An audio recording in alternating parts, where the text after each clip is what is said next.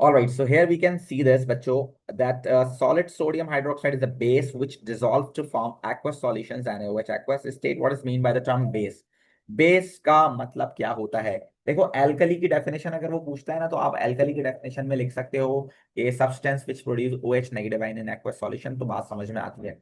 लेकिन बात अगर आए किसकी, बेस की, तो भाई बेस में प्रॉब्लम ये है कि not all the bases are soluble in water, तो इसलिए आप OH वाली डेफिनेशन नहीं लिख सकते। आप सिंपल डेफिनेशन यहाँ क्या लिखेंगे कि basis are proton acceptor.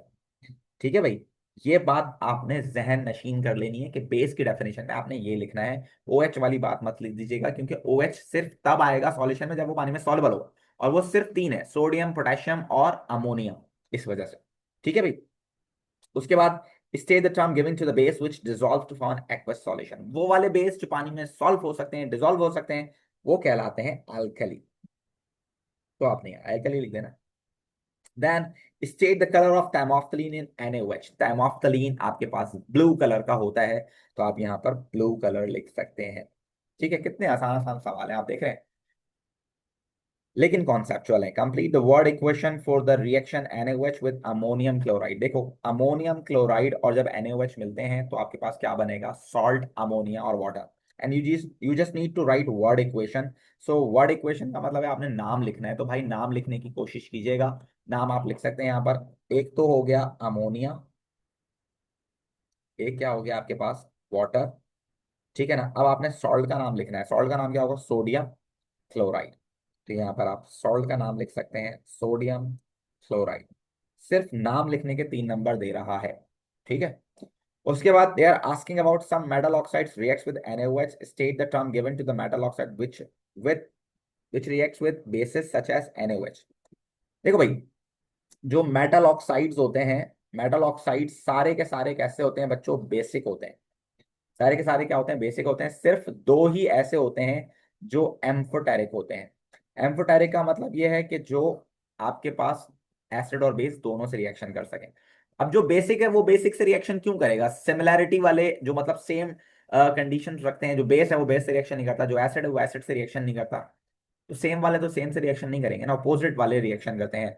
So amphoteric वाले रिएक्शन कर सकते हैं, और वो हैं आपके पास एल्युमिनियम ऑक्साइड और जिंक ऑक्साइड।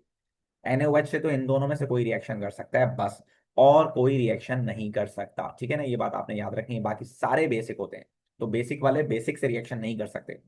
तो आप यहाँ लिख सकते हो, इसमें पूछ रहा है give the term given to the metal oxide, तो वो टर्म का पूछ रहा है, एग्जाम्पल नहीं पूछ रहा। तो हम यहाँ लिखेंगे एम्फोटेरिक, एम्फोटेरिक ऑक्साइड। ठीक है भाई, उसके बाद बोल रहा है name a metal oxide which reacts with NaOH। अब नाम पूछ रहा है, तो अब आप नाम लिख सकते हैं। नाम पूछ रहा है तो आप नाम लिख सकते हैं जिंक ऑक्साइड, या आप चाहें तो इसमें अल्मोनियम ऑक्साइड लिख सकते हैं। अच्छा, नाम अगर वो पूछ रहा है और आप लिख दो फॉर्मूला, तो नंबर आपको मिल जाता है, मसला नहीं है, क्योंकि फॉर्मूला लिखना एक अपर क्लास आपकी क्वालिटी है। ठीक है ना भाई, तो आप वो मिल जाता है, लेकिन कोशिश करें कि नाम ही लिख दें, क्योंकि फॉर्मूले में आप लोग मिस्टेक कर सकते हैं। ठीक है, उसके बाद ये देखें, मैंने आपको बताया था कि bonding is the major part of IGCSE, लाजमी आपको देखने को मिलेगा। तो ये बॉन्डिंग का सवाल है, जिसमें वो इथेनॉइक एसिड को कह रहा है dot and Gauss diagram complete करने के लिए। बहुत आसान सवाल है, आप इथेनॉइक एसिड बना लो पहले। देख रहे हो, ये आपके पास इथेनॉइक एसिड है, और सिंपली आपको ये पता होना चाहिए कि एक बॉन्ड का मतलब होता है एक डॉट एक क्रॉस, बात खत्म। सही है, तो एक डॉट एक क्रॉस, एक डॉट एक क्रॉस, एक डॉट एक क्रॉस, ये हो गए आपके पास ये वाले 3 बॉन्ड्स। ठीक है, अब इन दोनों के दरमियान भी सिंगल बॉन्ड है, तो एक डॉट एक क्रॉस। इन दोनों के दरमियान डबल बॉन्ड है, तो भाई दो डॉट दो क्रॉस। इन दोनों के दरमियान एक बॉन्ड है, एक डॉट एक क्रॉस। इन दोनों के दरमियान एक बॉन्ड है, एक डॉट एक क्रॉस। ये तो हो गया आपके पास सिचुएशन इस बॉन्डिंग वाले पार्ट्स की। उसके बाद एक नंबर और आपको इसका मिलेगा कि जब इलेक्ट्रॉन्स आप ऑक्सीजन वाले बनाओगे, ऑक्सीजन के आखिरी शेल में 6 इलेक्ट्रॉन होते हैं, 2 इन्वॉल्व होते हैं बॉन्डिंग में, 2 नहीं हो, 4 नहीं होते हैं, तो ये 4 आपको बनाना पड़ेंगे। अब जाके ये स्ट्रक्चर कंप्लीट हुआ है। सही है भाई, उसके बाद बोल रहे हैं suggest the pH of the dilute ethanoic acid. Ethanoic acid एक वीक एसिड है, और वीक एसिड जो होते हैं उनकी पीएच समवेयर कहाँ होती है भाई? वो होती है 3 से ऑनवर्ड्स ऊपर की तरफ, तो आप 4 लिख दें। ठीक है, 3 लिख दें, मर्जी आपकी। Complete the symbol equation two show the dissociation of ethanoic acid. Ethanoic acid एक वीक एसिड है, तो आपको पता होना चाहिए कि ये रिवर्सिबल रिएक्शन की तरह से आप लिखेंगे।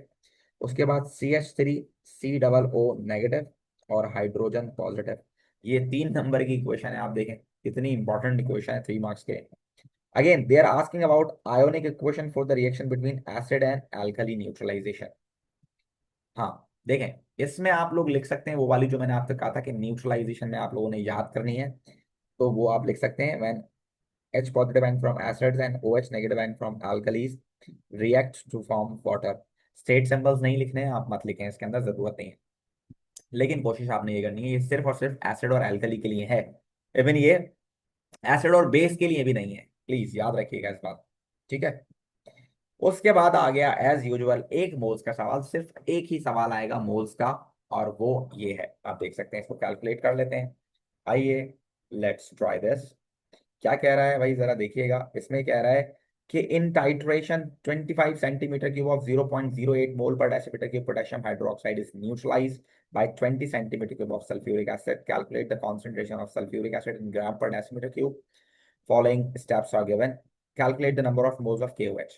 सबसे पहले KOH के मोल्स निकालने हैं। देखें उसकी कॉन्सेंट्रेशन और वॉल्यूम दोनों दिया हुआ है, तो बात ही खत्म हो गई भाई, फॉर्मूला लगा लो। Moles is equals to concentration into volume, और वॉल्यूम सेंटीमीटर क्यूब में हो तो डिवाइड बाय 1000। कॉन्सेंट्रेशन है 0.0800, वॉल्यूम 25 डिवाइडेड बाय 1000। क्या बन रहा है भाई, ये 0.08 मल्टीप्लाई बाय 25 डिवाइड बाय 1000, ये बन रहा है 0.002। These are the moles. उसके बाद सेकंड स्टेप में आप लगाते हो रिलेशन। रिलेशन लगाएंगे किसके साथ, जिसकी चीज आपको रिक्वायर्ड है, सल्फ्यूरिक एसिड रिक्वायर्ड है हमें, तो सल्फ्यूरिक एसिड रिक्वायर्ड है, गिवन KOH है, इनका रिलेशन इक्वेशन में 2:1 का है। देखें what is this, 2 potassium hydroxide reacting with 1 sulphuric acid, and if you have this amount of potassium hydroxide, तो आपके पास कितने सल्फ्यूरिक एसिड से रिएक्शन होगा, X। ये यहाँ जाएगा, ये यहाँ जाएगा, आंसर आ जाएगा 0.001। Once you get this answer, you can find out the concentration formula, वही लगा लें आप लोग, moles is equals to concentration into volume divided by 1000। अब आपको कॉन्सेंट्रेशन निकालनी है, moles you already have 0.001, concentration निकालनी है, वॉल्यूम आपके पास है 20 डिवाइड बाय 1000, ये 1000 वहां जाके मल्टीप्लाई होगा, 20 डिवाइड हो जाएगा, 0.001 मल्टीप्लाई बाय 1000 डिवाइड बाय 20, ये आपके पास आंसर आ रहा है 0.05।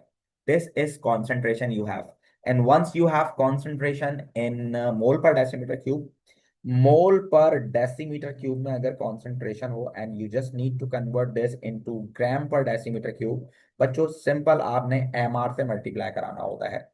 सल्फ्यूरिक एसिड का MR क्या होगा, H2SO4 का, ये हो जाएगा आपके पास 1 into 2 plus sulphur 32, oxygen 16 into 4 will give you 98।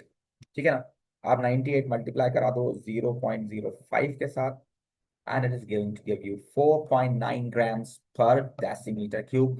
ये आपके पास आ गया answer, right. So we can solve this question like this, right. 5 marks का क्वेश्चन है, इसका पैटर्न यही रहेगा हमेशा, हमेशा यही पैटर्न रहेगा, तो कोशिश आपने ये करनी है कि आप हमेशा हमेशा इसी तरीके से इस सवाल को सॉल्व करें। ठीक है भाई, अगर कोई सवाल पूछना चाहते हैं तो पूछ लीजिए।